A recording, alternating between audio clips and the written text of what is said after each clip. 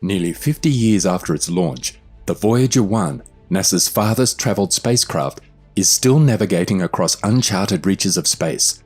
This mission has helped scientists a lot and sent the most terrifying data that this well-known space probe machine is transmitting back to Earth.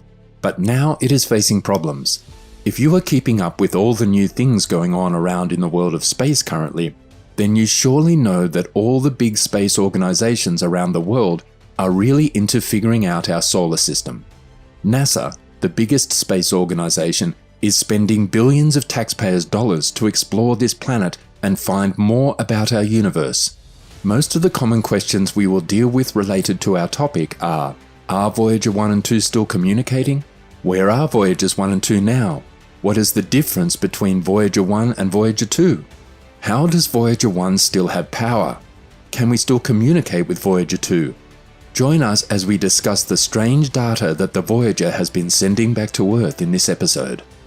Since the Big Bang, scientists have been eager in knowing more about the universes beyond our solar system, which is what motivated the deployment of Voyager 1 and Voyager 2.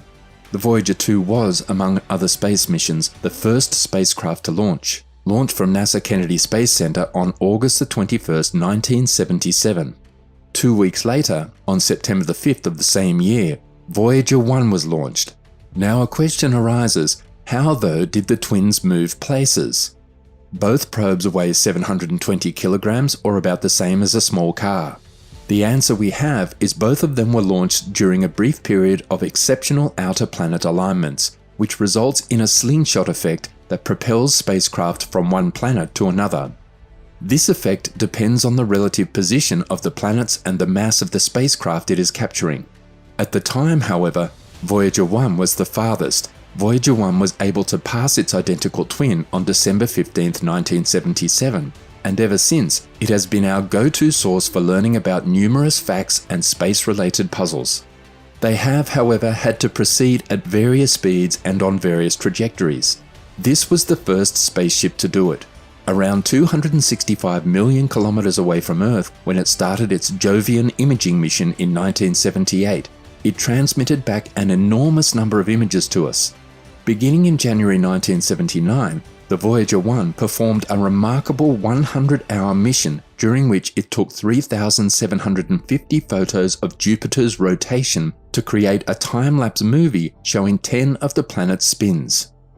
The next out of the solar system was Voyager 2, launched after Voyager 1 into an orbital path that would send the spacecraft out of, and in the course of its pre-space flight mission, it performed a spectacular achievement in 1979 by becoming the first spacecraft to survive. In February 1979, Voyager 1 travelled through the Jovian moon system, and a month later it discovered the tiny ring that encircled Jupiter. Voyager 1 discovered 2 new moons with the names Thebe and Metis. It was a remarkable discovery. The spacecraft would undergo corrective maneuvers to make sure it prepared for its flyby of Saturn and to avoid a potential collision with Titan, one of Saturn's moons. During its orbit around Saturn, Voyager 1 discovered 4 additional moons: Mimas, Enceladus, Dione, and Tethys. After the Saturn mission was finished, scientists decided to end the Voyager planetary mission and sent Voyager 1 outside of our solar system at a speed of 325 million miles per hour. Voyager 2 also left the solar system and ventured out of our solar system in 1998. The new mission, officially known as the Voyager Interstellar Mission, began operations in January 1990. Voyager 1 captured some of the most well-known images of the Sun and the majority of the planets in history on February 14, 1990, when it was 6 billion kilometers away. They are frequently referred to as the family portrait of the solar system. Voyager 1 took a total of 60 pictures, bringing the total number of images the spacecraft has taken to 670, even if Mercury and Mars cannot be seen in the pictures for a variety of reasons.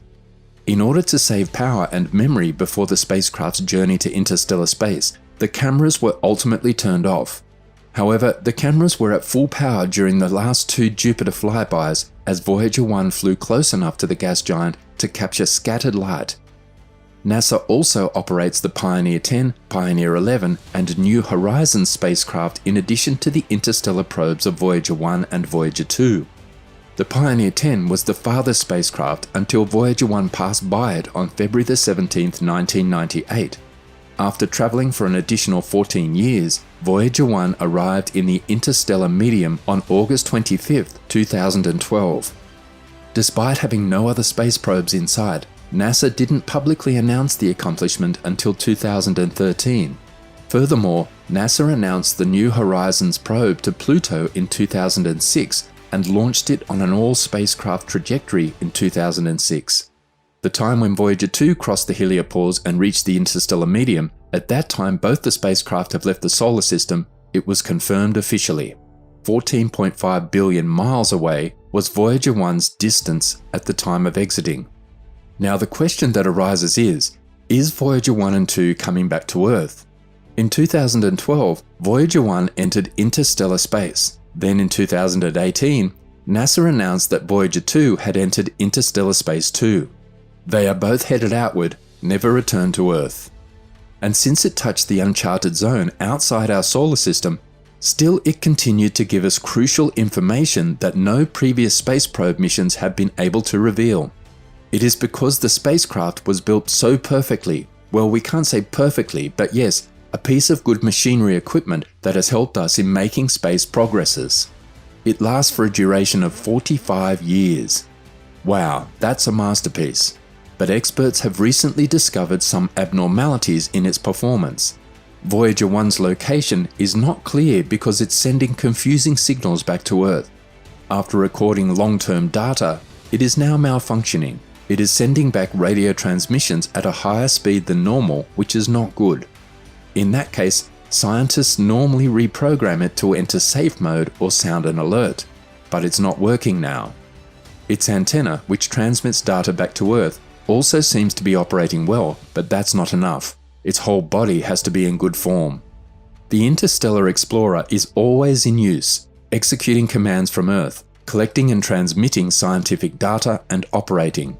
However, readouts from the probe's articulation and control system don't exactly match what's going on inside, according to a NASA official statement. What exactly is happening on board? From the data, the team has been attempting to deduce the truth. Every interstellar probe, including Voyager 1 and 2, has a special 12-inch gold-plated disc loaded with audio and video communications as a backup in case an extraterrestrial race finds the probe. The Space DVD features greetings from former American President Jimmy Carter and former UN Secretary General Kurt Waldheim, as well as 35 Earth noises, 115 photos of life, 90 minutes of Western music, and other things. Over the years, the disc had been damaged, but it was back in working condition as of January. There might also be some photos showing the Earth.